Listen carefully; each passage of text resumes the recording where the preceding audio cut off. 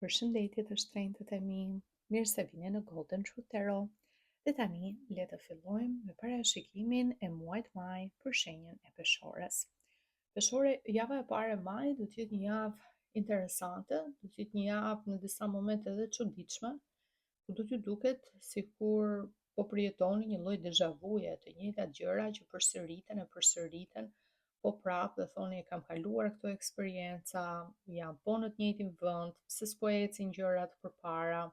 Dhe kjo mund të ndodhë për arsye të ndryshme. Mund të ndodhë sepse ju vetë duhet të ndryshoni mënyrën se si e shikoni këtë situatë, se si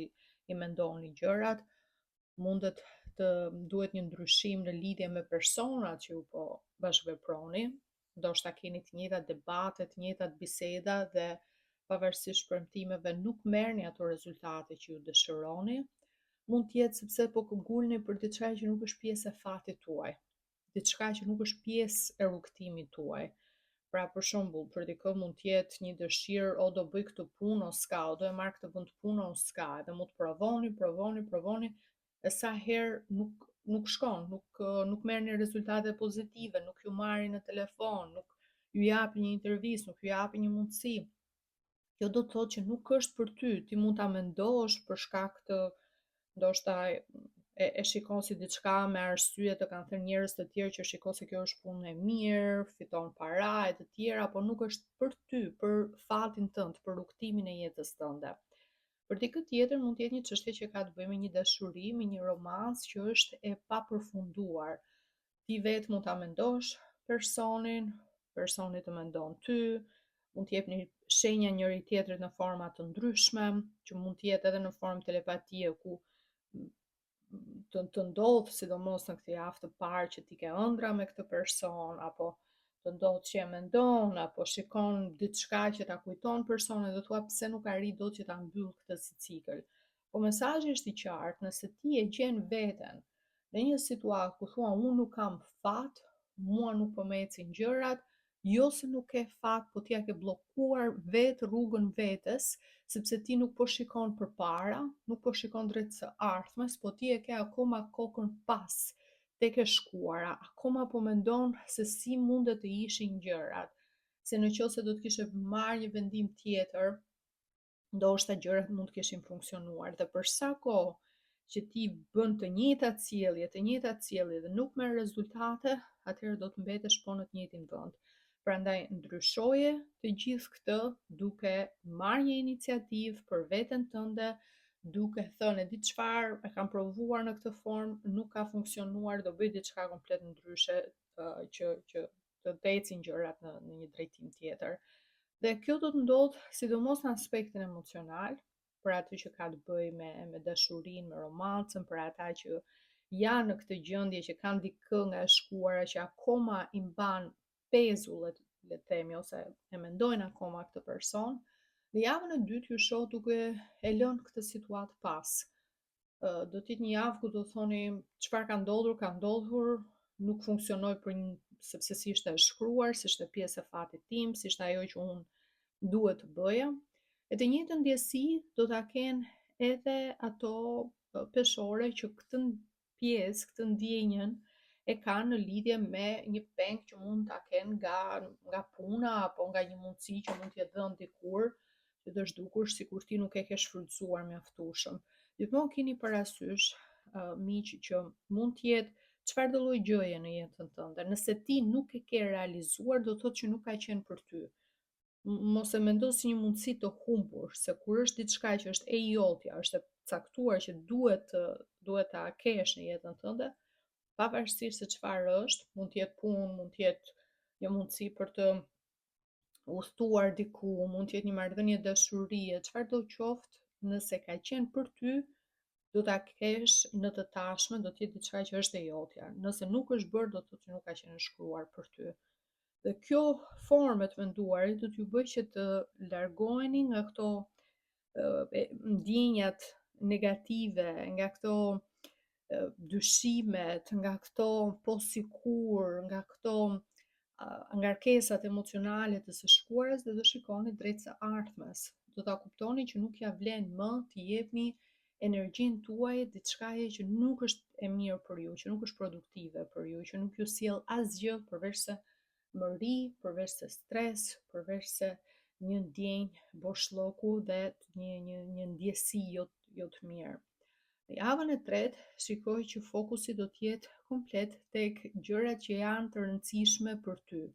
gjërat që janë me vlerë dhe tek e ardhmja jote. Shikoj një fokus të madh tek familja, shikoj një fokus të madh tek një investim. Shumë peshore do të mendojnë për të ndërtuar diçka që ta lën pas edhe për brezat e ardhshëm. Por nëse jeni në një situatë ku keni disa kursime, jeni në fazë që po mendoni të blini një banesë, të bëni një investim që është që do të mbetet edhe në brezat e ardhshëm.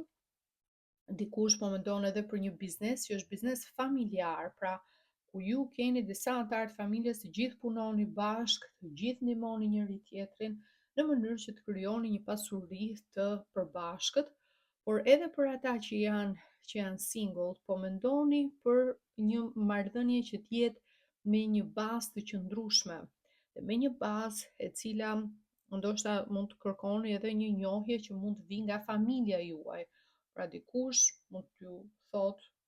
që shiko se unë njoh një person, të krijohet një njohje, një situatë e tillë që do të jetë shumë premtuese, pra doni diçka që të jetë serioze, diçka që ju të investoni, të lidheni, të përfshiheni me dikë nga ana emocionale dhe të ketë një ardhmëri, jo diçka që mund të ketë pëlqim, pasion dhe nuk dihet se çfarë do të ndodhë më tej.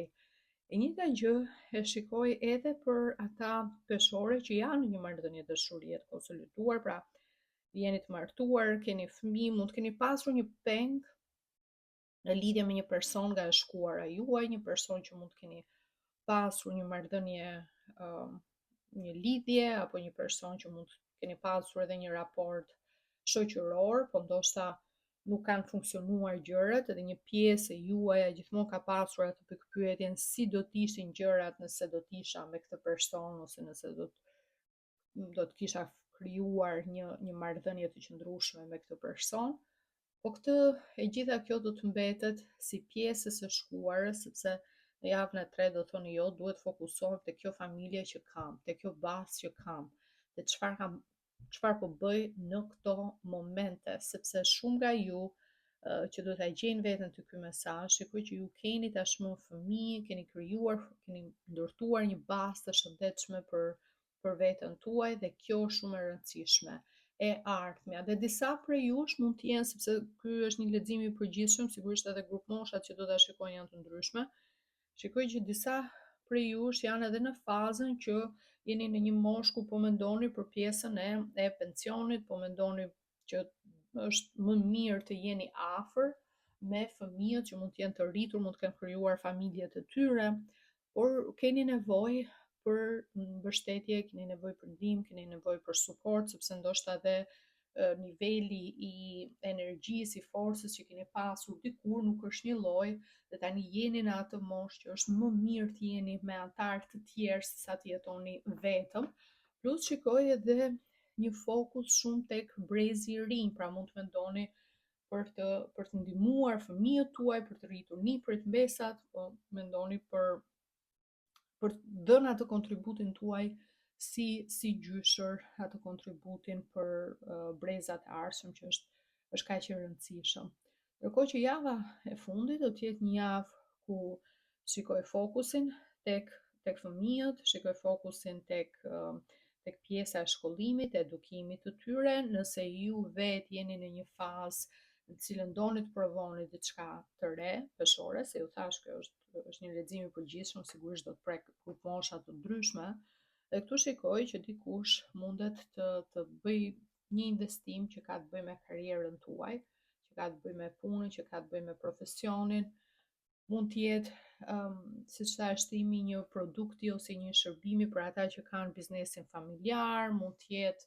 një trajnim që ju vendosni ta realizoni për të marrë më shumë dije, më shumë informacion. Mund të jetë diçka që ju shikoj duke hapur libra, duke studiuar, duke u përgatitur, ndoshta edhe duke marrë informacion online, po që do jetë me shumë vlerë për të ardhmen tuaj dhe do t'ju kthehet si investim në para, do t'ju kthehet në të mira materiale, dhe kjo është pikërisht ajo që ju dëshironi, plani dhe synimi që ju keni. I gjithë mësimi, le të themi, për muajin maj edhe energjia dhe kryefjala është mënyra se si ti vetë e menaxhon energjinë tënde, veten tënde. Dhe prandaj nga orakulli, mesazhi për ty është energy. Energjia, kemi numrin 28 që lidhet me paran, po kemi edhe simbolin e portokallit për shkak të vitaminës C që ka.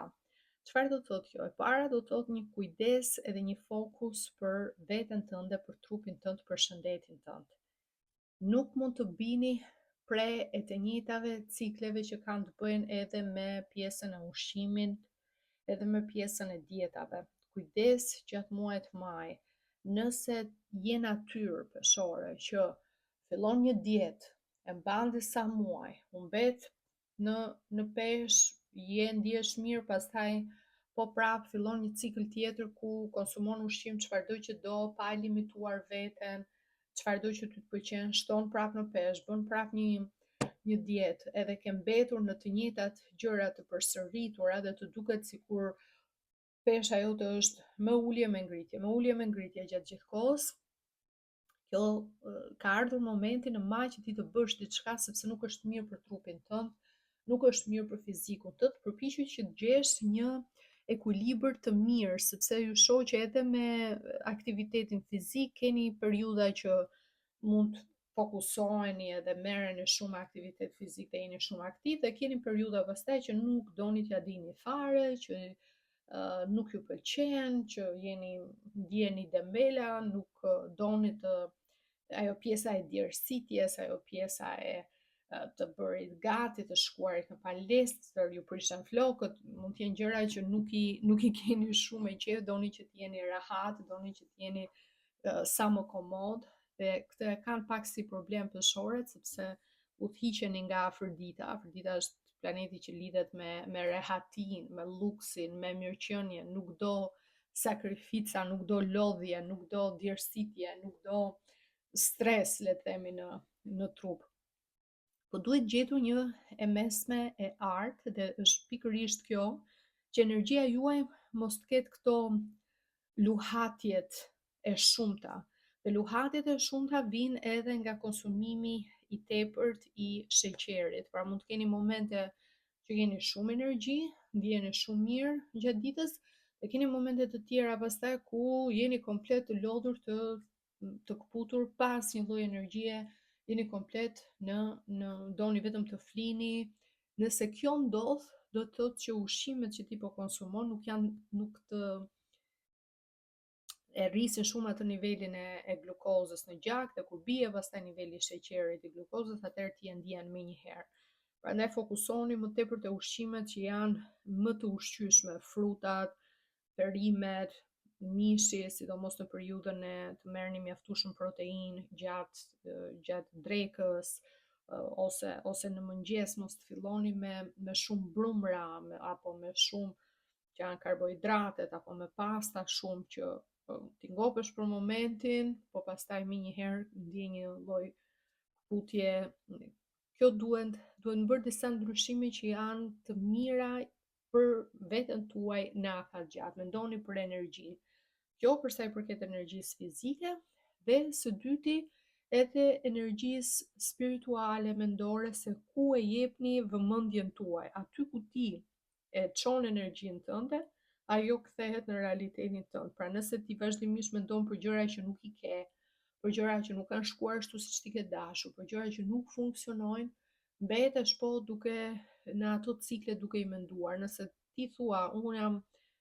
mirë me këto zgjedhje që kam bërë, me të tashmen time, fokusohesh tek e tashtme dhe mendon për të ardhmen, atëherë gjithçka çfarë ka ndodhur më pas nuk ka më rëndësi, dhe fokusi është komplet ndryshe drejt gjërave më të mira dhe më pozitive. Kjo është energjia për ju për muajin maj. Ju falenderoj shumë që më ndoqët. Nëse ju pëlqeu ky lexim, ju lutem jepni një like, një koment, mos harroni të abonoheni, të bëni subscribe. Ju falenderoj dhe bashkë të dëgjojmë në videot e ardhshme. Gjithë të mirat, mirupafshim.